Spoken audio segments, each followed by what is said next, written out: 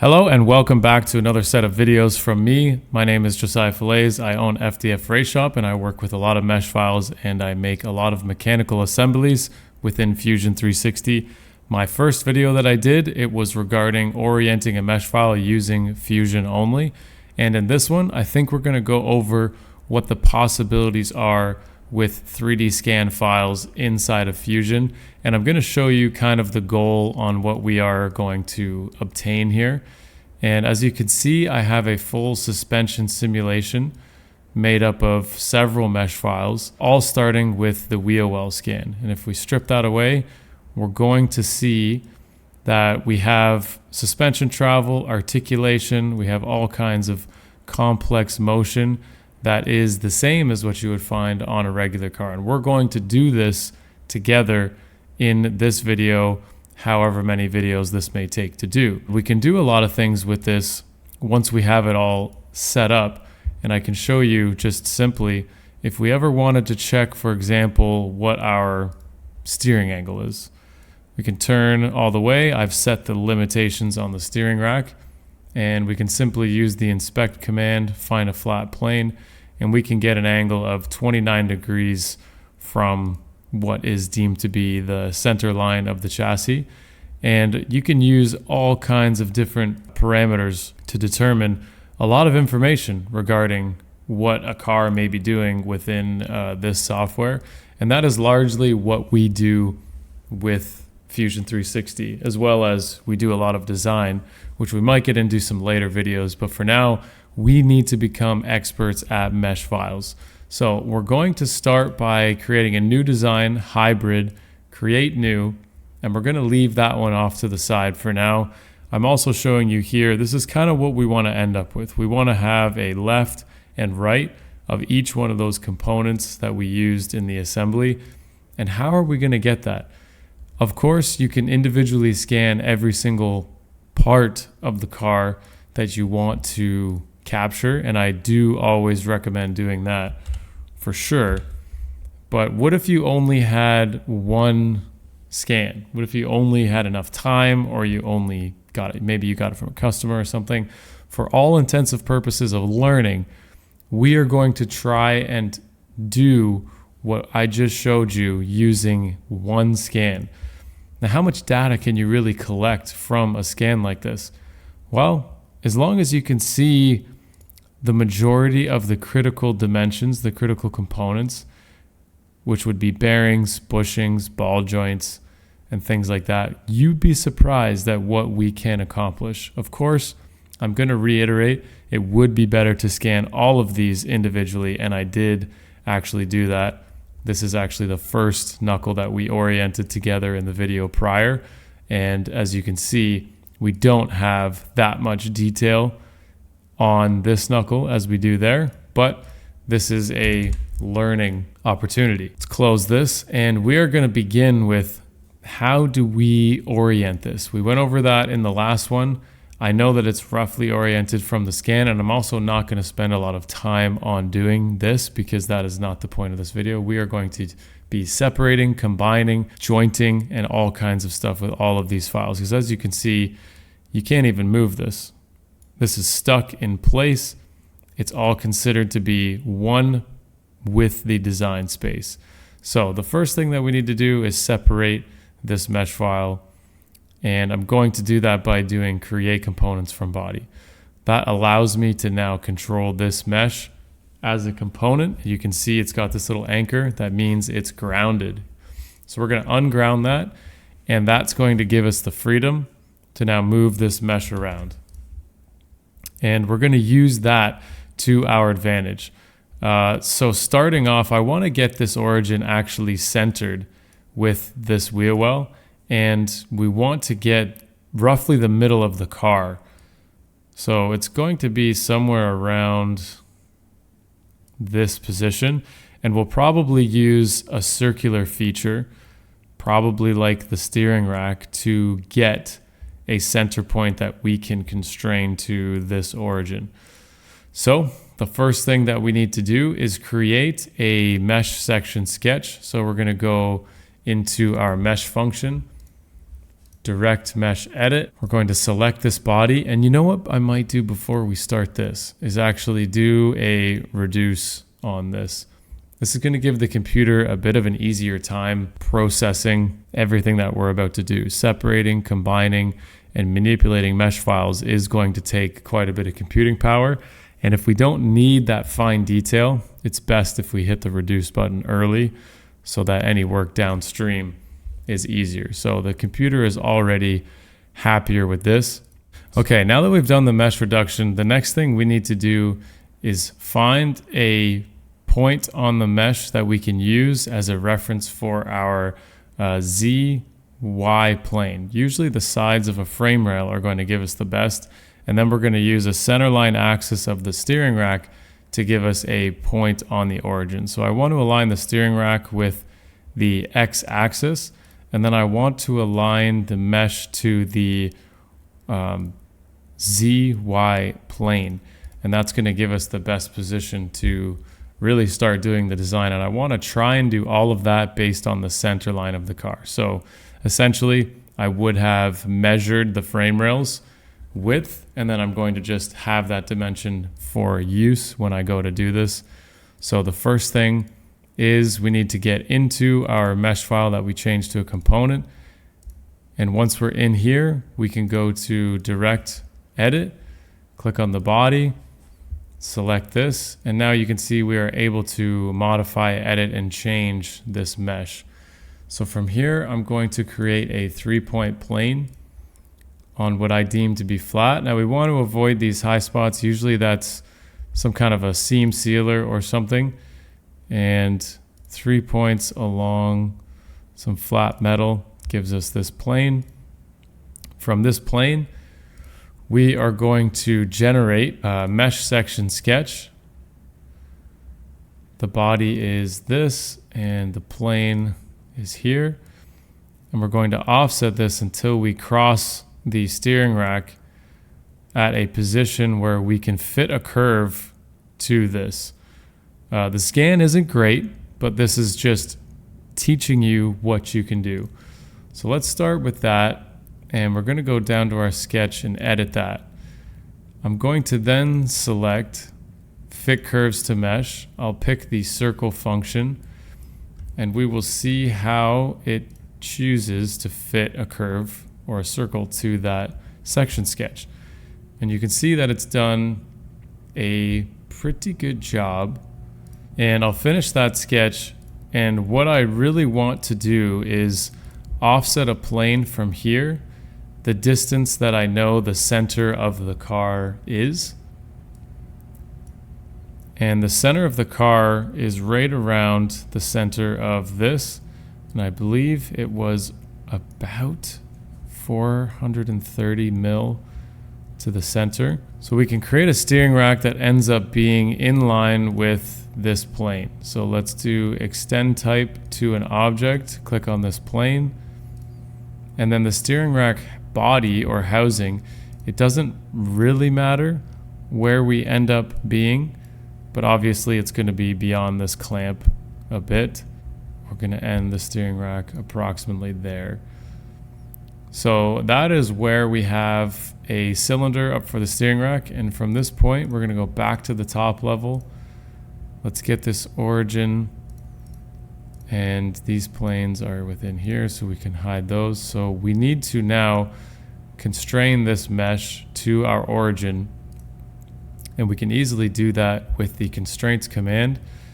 So we can do this in a bunch of different ways. We can first constrain the cylinder to the axis, and if I go ahead with that, I can now move this plane along this axis, but that's really all I can do.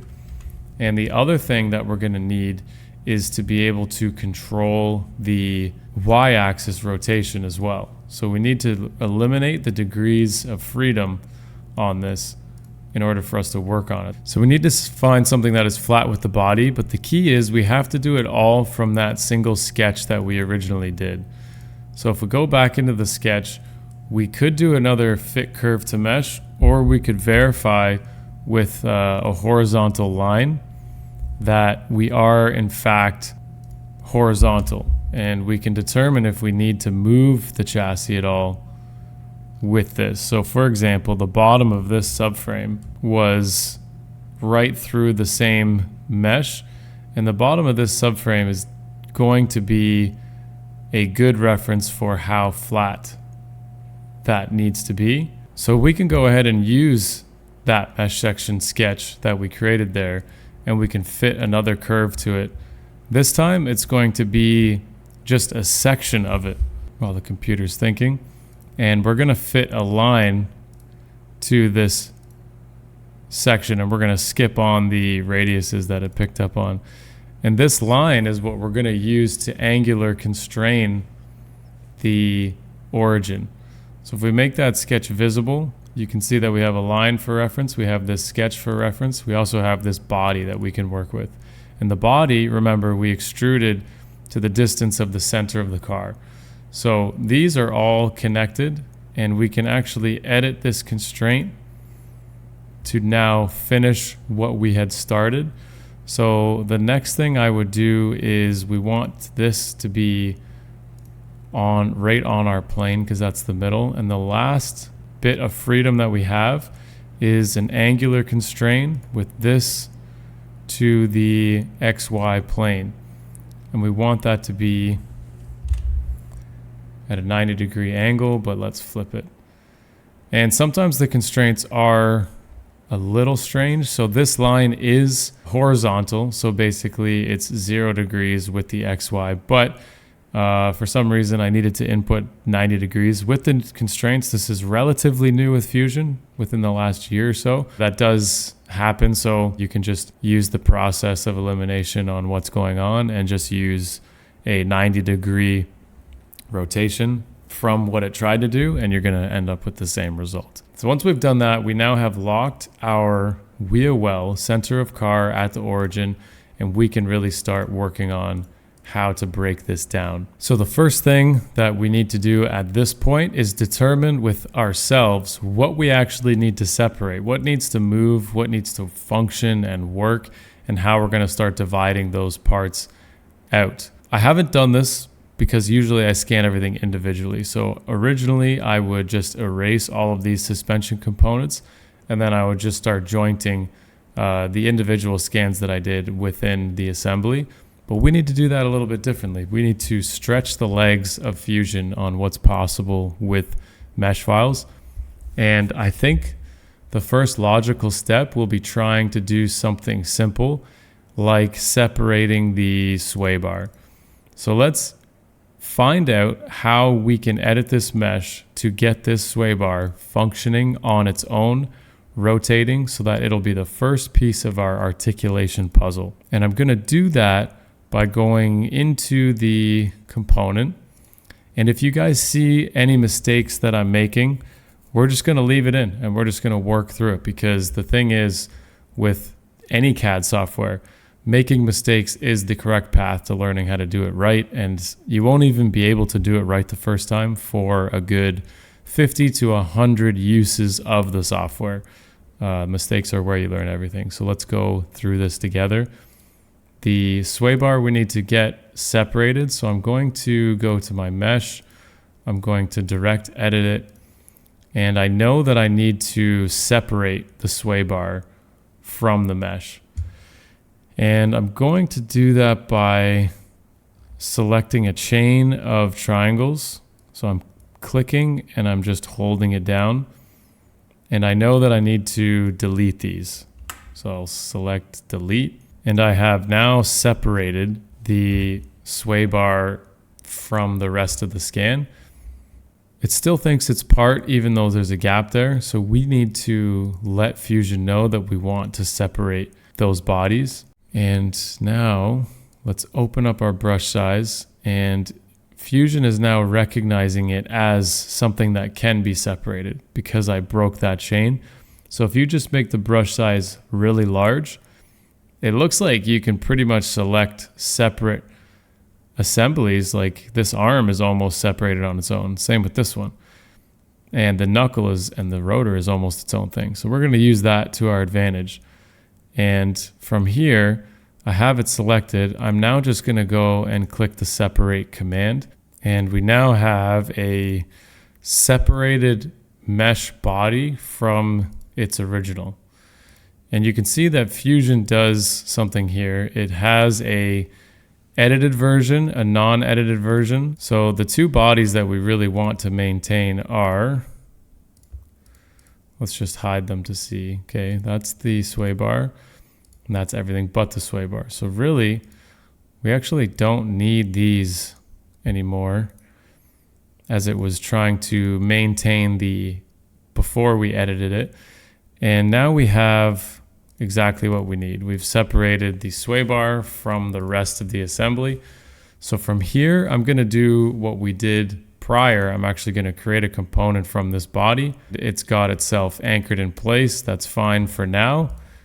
I'm going to go inside of that, and I'm actually going to create a circular body that we can use for rotating this sway bar that we will then create a joint for. So this is quite the steps, but it really is going to show how creative you can get with Fusion and mesh files. So from here, we will need to create a sketch. It is okay to create it on this plane. We are looking directly at the side. This does matter a little bit, but it's not crazy. If you really wanted to line up this circle on the sway bar's bushing and make sure you're fitting it correctly, you can kind of make it larger.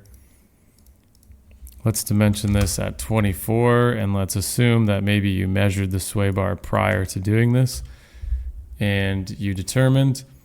We will then extrude this distance to an object. Let's select this. We want the sway bar to end at the middle of the car. It's a little bit wide, so let's shorten this with a simple press pull command to the edge of the bushing.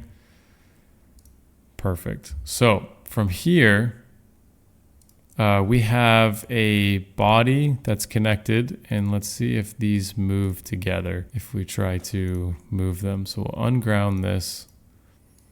And we now have a sway bar that goes to the middle of the car. And now we just need to create something that allows it to rotate. So within this mesh file, I will now create a similar body, but it's going to resemble the bushing. So we'll create that right on the end of our bushing, and I'll make this larger so we can easily see. And we'll extrude it roughly the width of the bushing. We're not being too particular here. And if we go out of that, we should be able to joint this sway bar with a revolute to this bushing and be done with it. So we now have a functioning sway bar that is exactly half of the car that we can simply create a plane on. Then we can do a mesh section sketch through this, and we can actually get a ball in the center of this so that we could then joint a link up to the strut, and we're well on our way to having a functioning assembly. The next thing, I want to finish up my sway bar by adding a cylinder here. I just like having a body here, but this is really handy. Like, we're able to do this within Fusion, and we're going to separate this as well. We want to create these as components, create a 3-point plane along that, but lots and lots of mesh work. These 3-point planes are great, but they're only as good as your scanner. We've got a sway bar, we've got control arms, we've got a tie rod.